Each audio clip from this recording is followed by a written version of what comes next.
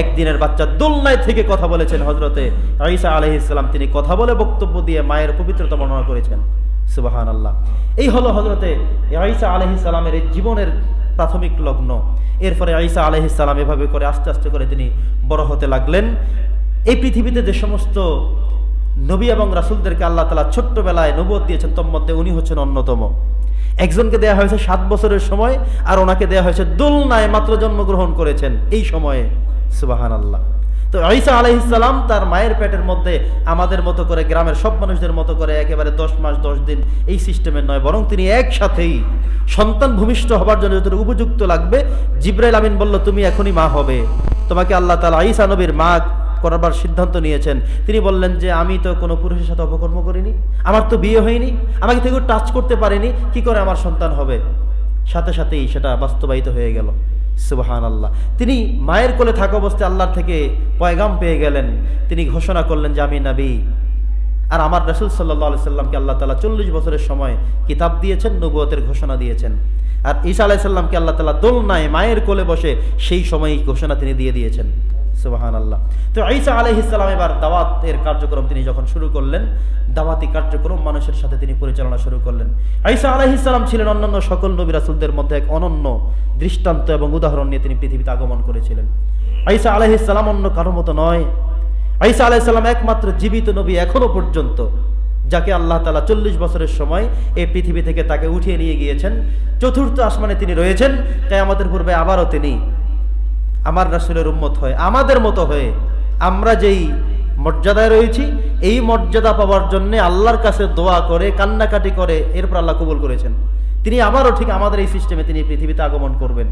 এসে তিনি ইয়াজুজ মাজুজকে নিধন করবেন, দাজ্জালকে হত্যা করবেন, নিধন করবেন, করে এই পৃথিবীতে যেন ইসলামের ইমারত কায়েম হয়, ঘটিত হয়, সেভাবে তিনি আবারও সবকিছু গুজগাছ করবেন। সম্মানিত সুধী, হযরত ঈসা আলাইহিস সালাম এবার যখন ইনজিল কিতাবের কার্যক্রম তিনি যখন শুরু করলেন, তিনি পরিপূর্ণভাবে শুরু করলেন। তো ঈসা আলাইহিস সালামকে আল্লাহ সুবহানাহু ওয়া তাআলা যে কিতাব দিয়েছেন সেটা হলো ইনজিল কিতাব। এটা এমন একটি গুরুত্বপূর্ণ কিতাব যে কিতাবের মধ্যে আল্লাহ সুবহানাহু ওয়া তাআলা তার পূর্বের যত কিতাব ছিল সবগুলো সত্যায়ন করেছেন, এবং ওনার পরে যে আসবে নবী মুহাম্মদুর রাসূলুল্লাহ সাল্লাল্লাহু আলাইহি সাল্লাম সেই সত্যায়ন এটার মধ্যে ছিল।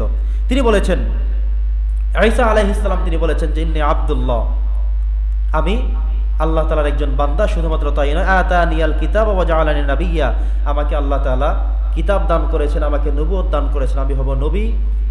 আমাকে আল্লাহ তাআলা কিতাব দান করেছেন, সেই কিতাব হলো ইনজিল। এই ইনজিল কিতাবের মধ্যে যে কথাগুলো এসেছে আমরা পেয়েছি পবিত্র কোরআনুল হাকিম থেকে। আল্লাহ তাআলা সেখানে আরো গুরুত্বপূর্ণ বিষয়গুলো আমাদের জন্য উপস্থাপন করেছেন এভাবে।